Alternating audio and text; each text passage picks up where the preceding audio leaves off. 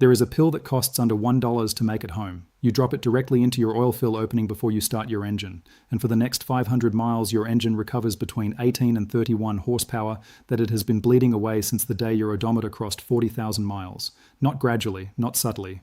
You feel it in the first highway on-ramp you hit after treatment. Not an $89 bottle of Lucas engine treatment that coats your cylinders in petroleum slime and requires a fresh bottle every 3,000 miles just to maintain the marginal improvement it claims on the label.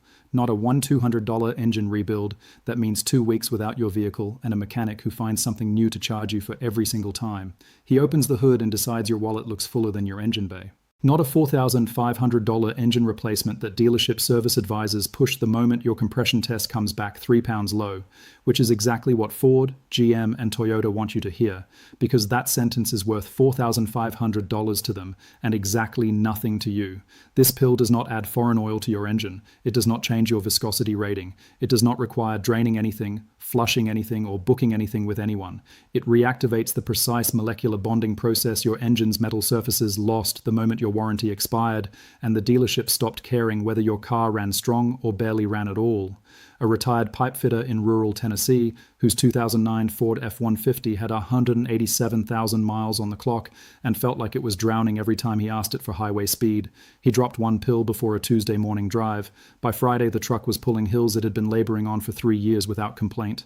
His mechanic, the same mechanic who had quoted him $2,100 for a valve job 6 weeks earlier, looked under the hood 2 weeks later and asked what he had done differently.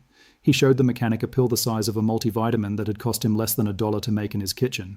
The mechanic had no answer for what he was looking at. A landscaping company owner in Central Florida, running 4 work trucks, all between 90,000 and 140,000 miles, all burning oil at rates his accountant had started flagging as a line item. Monthly maintenance costs running $1,800 across the fleet. Fuel economy degrading across all 4 vehicles simultaneously because worn engines burn more fuel to produce less power, and nobody at the dealership service counter ever bothers to explain that relationship to you. He treated all 4 trucks in the same week. Monthly maintenance costs dropped to $940 over the following 90 days. One truck that had been formally scheduled for engine replacement is still running the same routes, the same loads, the same Florida heat, 14 months later without a single unscheduled repair. A weekend autocross competitor in the Pacific Northwest running a naturally aspirated 2003 Honda S2000 with 212,000 miles. He dyno tested the car before treatment and recorded 181 wheel horsepower, a car that left the factory rated at 237 at the crank. He treated the engine and dyno tested again after 1,800 miles. 206 wheel horsepower, 25 horsepower recovered in a vehicle that received no mechanical modification, no tune, no parts replacement, no labor invoice of any kind. 25 horsepower returned by a pill that cost under $1 and dissolved in his engine oil before he reached the end of his street. To understand why this pill works, you need to understand the single engineering problem that every automotive manufacturer on Earth has known about since the first production gasoline engines began accumulating real operating hours in the late 1880s and has never once had a financial incentive to solve for you. In 1887, as the first gasoline-powered vehicles began logging real-world mileage beyond controlled test conditions, metallurgical engineers started documenting a consistent pattern of performance degradation that no lubrication system of the era could fully explain or prevent. Metal engine components, specifically piston rings pressing against cylinder walls, camshaft lobes rotating against lifter faces, and crankshaft journals turning inside their bearing shells, were forming microscopic cold weld bonds at the molecular level during every single combustion cycle. These bonds formed and broke thousands of times per minute at engine operating speed. Each fracture removed material measured in nanometers, dimensions invisible to any inspection tool available at the time and invisible to most inspection tools available today. Individually, each fracture event was meaningless. Collectively, across 40,000 to 80,000 miles of normal operation, the cumulative material loss was enough to open tolerances between mating surfaces by thousandths of an inch, distances that sound trivial until you understand that the entire power output of a gasoline engine depends on tolerances measured in exactly those thousandths. Engineers called this process boundary lubrication failure, the oil film between metal surfaces, which under ideal conditions keeps those surfaces from ever touching, periodically collapses under the combination of heat, pressure, and the instantaneous load spike of combustion. When the film collapses, metal touches metal. When metal touches metal at engine operating temperatures and speeds, microwelding occurs. When micro-welded surfaces are torn apart by continued rotation, material transfers from one surface to the other, and both surfaces are permanently altered at the molecular level. What you call this process today is an engine that feels tired. An engine that hesitates at the top of the RPM range. An engine that used to push you back in the seat and now just moves you forward with a kind of mechanical resignation. An engine that your dealership calls worn and quotes you four figures to address because worn engines are the foundation of the entire automotive service economy, and a strong engine that never needs attention is their single worst customer outcome. Modern multi-weight synthetic oils reduce boundary lubrication failure dramatically compared to straight-weight conventional oils from the 1960s, but they did not solve it. Because hydrocarbon-based lubricants, regardless of how synthetically engineered they are, regardless of how many additives the oil company includes in the formulation, have a fundamental film strength ceiling that breaks down under the specific combination of temperature, pressure, and contact geometry present inside a fired cylinder.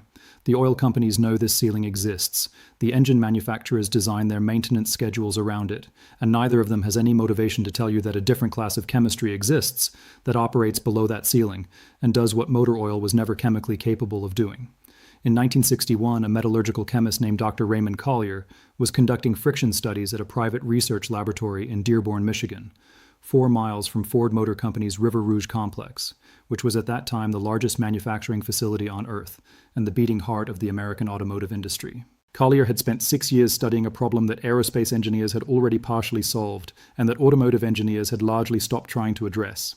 He wanted to understand why certain exotic metal alloys used in jet turbine blades maintained near-factory surface tolerances after thousands of hours of extreme operating stress, while standard automotive engine metals degraded continuously from the moment of first ignition. The answer Collier documented across 4 years of controlled laboratory testing was a process called tribofilm regeneration. In the aerospace alloys, the metal's own composition catalyzed the spontaneous formation of a thin sacrificial chemical layer at friction surfaces, a layer that replenished itself continuously under heat and pressure rather than depleting like a conventional oil film. Every time friction threatened to cause surface damage, the tribofilm regenerated and absorbed the damage instead. The metal underneath stayed dimensionally stable, the tolerances stayed tight, the performance stayed factory. Standard automotive steel did not do this. Its alloy composition did not support spontaneous tribofilm formation. So Collier shifted his research direction. If the metal could not generate the tribofilm on its own, could a chemical additive introduced to the lubrication system provide the necessary catalyst? He tested over 200 compound combinations across 3 years. Most failed. Some produced tribofilm formation under laboratory conditions but decomposed before reaching friction surfaces in a running engine. A small number produced genuine, measurable, durable tribofilm regeneration on standard automotive steel under real engine operating conditions. By 1963, Collier had identified a specific combination of naturally occurring compounds, all of them commercially available, none of them requiring pharmaceutical synthesis, none of them patentable in the combinations he was using, that when introduced to an engine's oil supply in precise measured quantities, catalyzed continuous tribofilm regeneration on every ferrous metal friction surface inside the engine. His controlled dynamometer testing across 4 different engine platforms, engines with between 50,000 and 180,000 miles of documented wear, showed horsepower restoration of 19% to 34% compared to pre-treatment baseline measurements. Not improvement over a worn baseline. Restoration toward factory specification. The horsepower that had been lost to 80,000 miles of boundary lubrication failure was coming back because the molecular damage that had accumulated across those miles was being progressively repaired by a chemistry that cost less than $1 per application to produce. He published his findings in the Journal of Applied Tribology in the spring of 1963. The paper was 34 pages of documented methodology, raw dynamometer data, and chemical analysis. It was read by engineers in Ford Motor Company's product development division within 90 days of publication. Internal correspondence later reviewed by Collier's former graduate students indicated that the paper was specifically flagged for executive review at the vice president level within the first month of its circulation inside Ford's engineering department. Within 18 months of publication, Dr. Collier's university research grant, which had been renewed without interruption for 6 consecutive years, was denied renewal for the first time in its history. The denial letter cited budget reallocation priorities. No specific technical objection was raised. His laboratory partnership with the American Petroleum Institute, which had been a cornerstone of his research funding for 4 years, was terminated in a letter that contained 2 sentences and no explanation. The Journal of Applied Tribology pulled his paper from its active research index in 1965, citing a need for additional peer review. That peer review was never completed. It was never published. It was never referenced again in any subsequent issue of the journal. The paper simply stopped existing in any searchable technical record that a working engineer or an interested layman might stumble across. Dr. Collier continued his research independently for the next decade, self-funded and increasingly isolated from the institutional support structures that had made his original work possible. He died in 1987.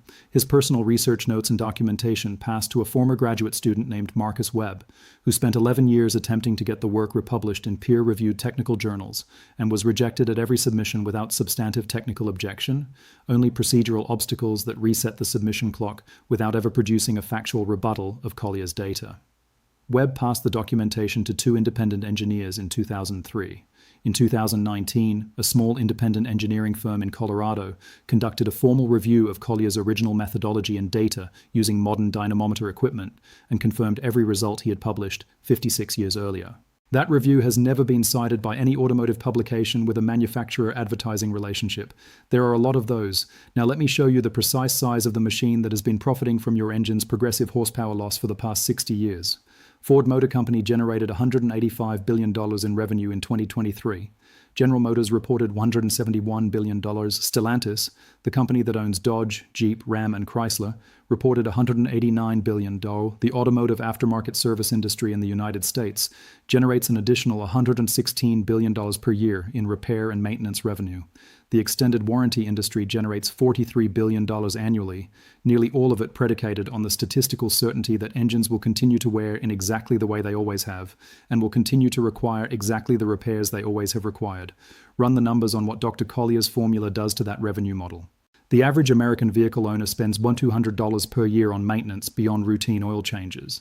Over a 10-year vehicle ownership period that is $12,000, more than the current market value of most of the vehicles it is spent maintaining. A significant percentage of that $12,000 traces directly to wear-related failures, valve jobs, piston ring replacements, bearing failures, and the compression loss diagnoses that lead to the engine replacement conversation that dealership service advisors are trained to deliver with exactly the right combination of technical authority and sympathetic regret. An engine that stops wearing, an engine whose friction surfaces are continuously protected and restored by tribofilm regeneration chemistry, does not need a valve job, does not need a ring replacement, does not produce the low compression reading that starts the replacement conversation, does not send you home with a $4,500 estimate and a loaner vehicle and 3 days of anxiety about whether you should just buy new instead. Ford does not sell you a new truck when your old one runs strong at 200,000 miles. Their service department does not book that $2,400 engine service when your compression test comes back at factory spec. The extended warranty company does not collect that $3,400 premium when your engine's mechanical reliability makes the premium financially indefensible. A treatment that restores and maintains engine performance indefinitely at under $1 per application does not appear on a shelf at any dealership parts counter in America. The math that explains why it does not is the same math that explains why Dr. Collier's paper disappeared from the Journal of Applied Tribology Index in 1965, and why no automotive publication with a manufacturer advertising relationship has ever printed the phrase tribofilm regeneration in a consumer-facing article. Before I give you the exact formula, let me tell you what else exists in the same category of suppressed automotive chemistry, because what was done to Dr. Collier's engine work was not an isolated decision, it was a pattern. There is a two-ingredient transmission fluid treatment, documented by independent drivetrain engineers in 1974, that extends automatic transmission service life past 280,000 miles, tested across 14 transmission types, and quietly absent from every service manual published since the major manufacturers standardized their fluid specifications in the early 1980s. There is a cooling system additive developed for military vehicle fleets operating in extreme desert heat conditions in the 1980s that eliminated head gasket failure in high thermal load engines, field validated across more than 40,000 military vehicles, and never released to civilian mechanics because the head gasket is one of the most reliably profitable failure points in the entire automotive service economy. There is a brake fluid conditioning treatment used by professional motorsport engineers that eliminates vapor lock under sustained heavy braking and is made from two compounds available at any hardware store for under $6 combined. Absent from every consumer brake service guide ever published by a manufacturer whose brake fluid sales depend on annual replacement intervals. One buried discovery is an accident. 12 buried discoveries across 6 different automotive systems, all sharing the common characteristic of eliminating a revenue stream that the industry depends on. That is not an accident. That is a business decision made by people who calculated that your ignorance was worth more than your mechanical knowledge and acted accordingly for the better part of a century. Here is the active mechanism behind this pill, explained precisely enough that you can verify every word of it in any undergraduate chemistry or tribology textbook published after 1970. The chemistry is called organomolybdenum, a class of compounds in which molybdenum atoms are bonded to organic carrier molecules that allow them to remain suspended in engine oil and travel through the lubrication circuit to metal friction surfaces rather than settling to the oil pan. Under the combination of heat and pressure, at the point of metal-to-metal contact, the organic carrier molecules decompose. This decomposition is not a failure, it is the mechanism. The carrier molecules are designed to release at precisely the temperature and pressure conditions that indicate an active friction event. When they release, they deposit a layer of molybdenum disulfide directly onto the metal surface at the molecular level. Molybdenum disulfide is the same compound used as a dry lubricant in aerospace turbine applications. It has a layered hexagonal crystal structure whose layers slide against each other with a friction coefficient of 0.03, compared to 0.12 for fully lubricated steel-on-steel contact under ideal conditions, and significantly higher than that under the boundary lubrication conditions where engine wear actually occurs. Every metal surface inside your engine that has been grinding against its mating surface for 80,000 or 100,000 or 180,000 miles begins receiving a continuous molecular resurfacing treatment with every cold start, every highway pull, every loaded tow. The horsepower you lost to metal wear did not evaporate. It is waiting in the mechanical tolerance your engine has opened up through years of boundary lubrication failure. Tribofilm regeneration chemistry deposits the molecular material that closes that tolerance back down. The compression comes back, the ring seal comes back, the horsepower comes back, not because anything was rebuilt, because the chemistry that your engine's metal surfaces needed and that your motor oil was never formulated to provide has finally arrived at the surfaces that needed it. I need to be completely honest with you about what this treatment can and cannot do before you make your first tablet. This treatment produces its strongest documented results in naturally aspirated gasoline engines between 40,000 and 220,000 miles with no existing catastrophic mechanical damage. If your engine has a spun bearing, scored cylinder walls, or a broken piston ring, those are mechanical failures that require mechanical repair. Tribofilm regeneration chemistry restores worn engines. It does not repair destroyed ones. Know the difference before you treat. Turbocharged engines respond well to this treatment, but require an extended initial period, typically 4 to 6 oil change cycles, before tribofilm coverage reaches saturation across turbocharger-bearing surfaces, which operate at higher temperatures and speeds than naturally aspirated engine components. Be patient with forced induction applications. The results come, and they are worth waiting for. Diesel engines respond to organomolybdenum chemistry but require a modified concentration ratio. The formula I am describing here is calibrated specifically for gasoline engines. Using it in a diesel at gasoline engine concentrations will not damage the engine, but will produce suboptimal tribofilm formation. A diesel-specific concentration guide is a separate discussion. One critical instruction that most people get wrong on the first treatment. Do not use this treatment in an engine where you are changing oil at intervals shorter than 3,000 miles. Aggressive oil change schedules flush the organomolybdenum compounds from the system before full tribofilm formation can occur across all primary friction surfaces. During your first 2 treatment cycles, extend your oil change interval to a minimum of 5,000 miles. After initial tribofilm saturation is achieved, which you will recognize by the measurable improvement in throttle response and the reduction in cold start engine noise, you can return to your normal service interval. The tribofilm, once established, is durable enough to survive normal oil changes without requiring re-establishment from zero. Here is exactly what you need and the precise steps to make and use this pill. Total material cost under $1 per treatment for a full year of engine protection. You need 3 ingredients. The first is molybdenum disulfide powder. You can find this at any industrial lubricant supplier or automotive parts retailer under the product name Liquimoly Ceratec, available at AutoZone, O'Reilly Auto Parts, or any auto parts retailer nationwide. A single container treats between 28 and 35 applications, under $0.50 per treatment when divided across the full container. You can also purchase raw MOS2 powder from any metalworking supply store or online industrial supplier. Must be technical grade at a minimum 99% purity rating. Do not substitute with aerosol lubricant sprays that list a MOS2 as an ingredient. Their concentration is insufficient to produce measurable tribofilm formation at the dosages involved in this treatment. The second ingredient is anhydrous lanolin, available at any pharmacy as pure wool wax or at farm supply stores like Tractor Supply covered nationwide. Under $6 for a quantity that lasts well over a year of regular treatments. Lanolin acts as the organic carrier molecule that keeps the MOS2 suspended in engine oil and delivers it to friction surfaces rather than allowing it to settle out of suspension before reaching the components that need it. Must be anhydrous. Any water content interferes with the oil suspension chemistry and reduces delivery efficiency significantly. The third ingredient is pure beeswax, available at any craft store, pharmacy, or natural health retailer for under $4 per block that will last you 18 months of regular treatments. Beeswax is the binding medium that allows you to form the powder and lanolin into a solid pill that holds its shape at room temperature but dissolves at engine oil operating temperature between 195 and 220 degrees Fahrenheit, ensuring that the active compounds are released into the lubrication circuit progressively as the engine reaches operating temperature rather than all at once during the cold start phase. The formula ratio is fixed and precise. For engines up to 3.5 liters displacement, most 4-cylinder and small 6-cylinder engines, you need 0.8 grams of MOS2 powder, 0.4 grams of anhydrous lanolin, and 0.3 grams of beeswax per treatment.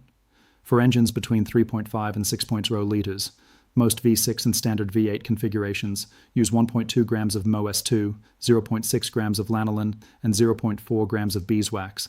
For engines over 6.0 liters, heavy-duty trucks, performance V8s, large displacement applications use 1.8 grams of MOS2, 0.9 grams of lanolin, and 0.6 grams of beeswax.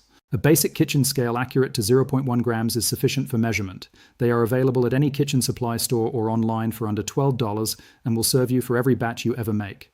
Step 1. Melt the beeswax. Place your measured beeswax in a small glass container. A shot glass works perfectly, and set that container inside a small pot of simmering water on your stove. Never apply direct heat to beeswax. You are looking for a melt temperature between 145 and 150 degrees Fahrenheit. Use a simple kitchen thermometer to monitor. Remove the container from the water bath the moment the beeswax is fully liquefied and has a clear, uniform appearance with no solid fragments remaining. Step 2. Combine the dry ingredients.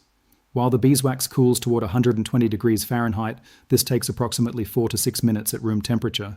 Measure your MOS2 powder and anhydrous lanolin into a separate small glass bowl. Stir with a wooden toothpick for 90 full seconds. The lanolin should fully absorb the MOS2 powder, and the resulting mixture should be uniformly gray-black in color with no visible dry powder at the surface. If you can still see gray powder sitting on top of the lanolin after 90 seconds of stirring, continue until full incorporation is achieved. This step determines how evenly the active compound is distributed through the finished pill and directly affects how completely it dissolves in the oil.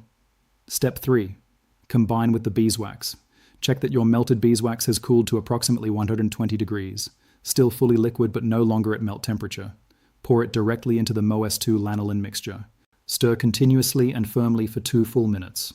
The combined mixture should have the consistency of warm honey at this point, fluid enough to pour but not watery. If it has begun to solidify during stirring, set the glass bowl back in the warm water bath for 30 seconds only. Do not reheat beyond that. Overheating the combined mixture at this stage can degrade the organic carrier properties of the lanolin. Step 4. Form the pill.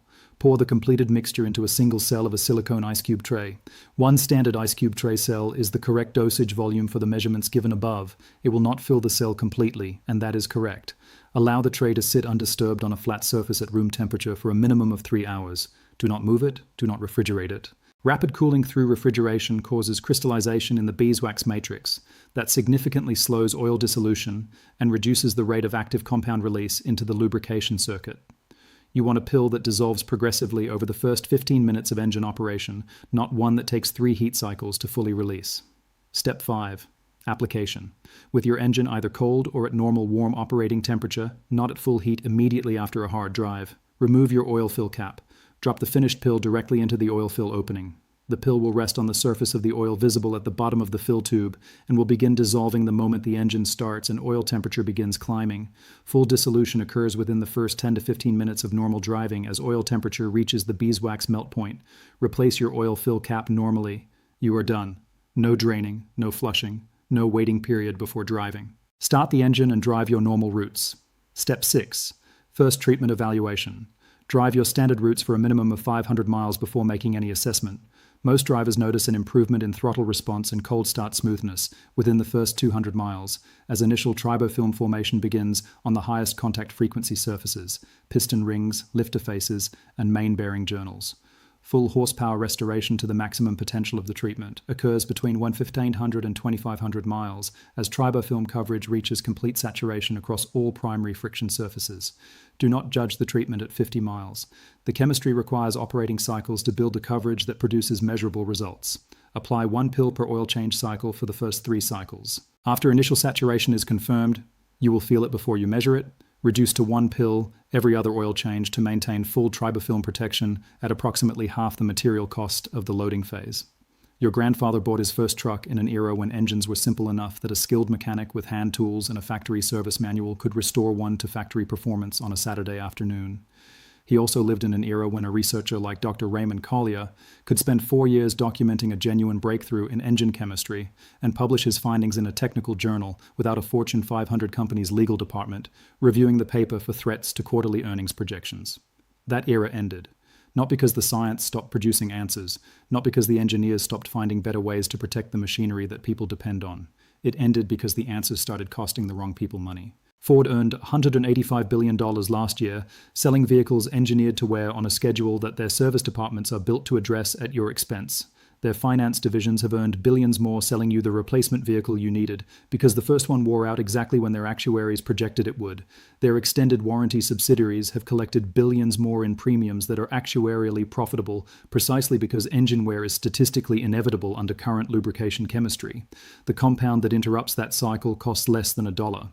The knowledge of exactly what it is and precisely how to use it was sitting in a 1963 engineering journal in plain technical language until the wrong people read it and decided that your continued ignorance of it was worth more to their business model than your continued horsepower was worth to your driving life.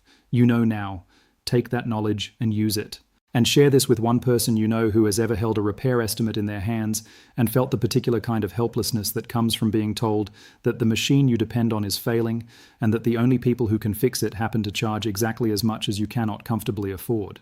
Every person who makes this pill is one fewer customer walking into a dealership service bay with a compression test result and no idea that there was ever another option sitting in a journal that was quietly erased from the record the same year the Beatles released their first album. The next formula coming is the one they worked even harder to bury, because what they did to Dr. Collier's transmission research in 1971 makes what happened to his engine work look like an oversight. Stay close, it drops soon. And the industry that buried the first formula has had 53 years to hope that nobody ever found the second one.